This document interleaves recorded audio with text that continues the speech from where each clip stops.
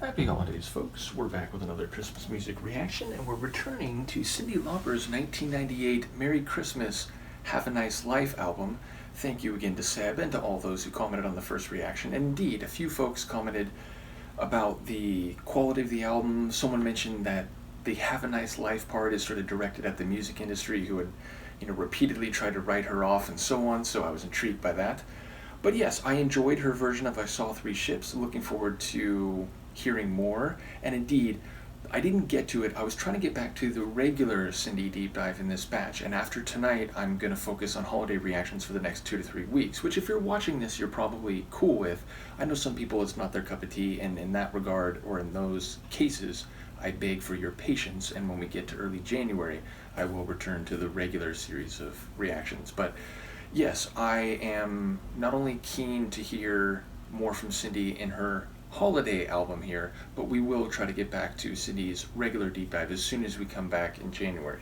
In any case, I'm going to listen to In the Bleak Midwinter, which is not a Christmas song I knew going back to my youth. I don't think it was on any of the albums and compilations that were often played in my house growing up. But I've since heard, since I began doing reactions and people started sharing music with me, Erasure's version and Annie Lennox's version, both of which I enjoyed a great deal. I would maybe think this one will be closer to Annie's version, and yet I don't imagine it'll be identical. And while I absolutely enjoyed both of those earlier versions, I'm very keen to hear what Cyndi will do with it, so let's give it a listen. This is Cyndi Lauper. Careful, Luke, you're like right behind my chair here.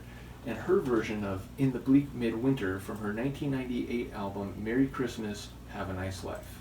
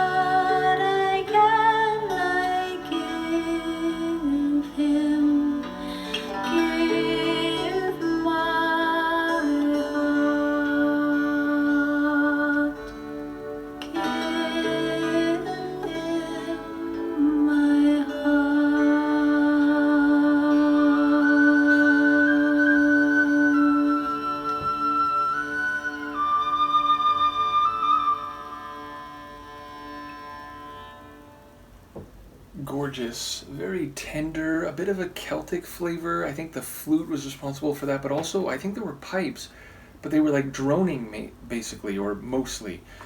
And of course, we have an acoustic guitar, I think maybe a dulcimer too. I was trying to think of what the arrangement was specifically. Acoustic guitar, definitely. Flute, definitely. Maybe dulcimer, maybe pipes.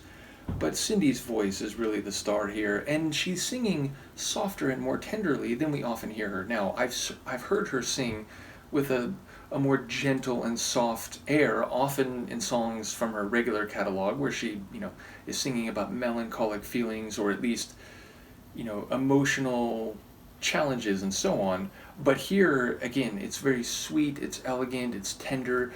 You feel the willingness of her to give her heart, and that the typical gifts associated with maybe the magi and so on are not available to her, and thus she is giving what she can. So yes, very beautiful, and I think her performance here is sublime. That's the word I would use. So yeah, in this one it feels more straight away, whereas her performance of, and admittedly I've only heard 3 versions of In the Bleak Midwinter, so it's not like I have a wide or extensive history with different versions of this carol, but this felt more traditional than her version of I Saw Three Ships, which, it had the melody and so on, but it had a bit more of a modern rendering. So yes, very beautiful. I'm looking forward to more from this album. Let me know what you think. Happy holidays, and I will see you next time. Peace.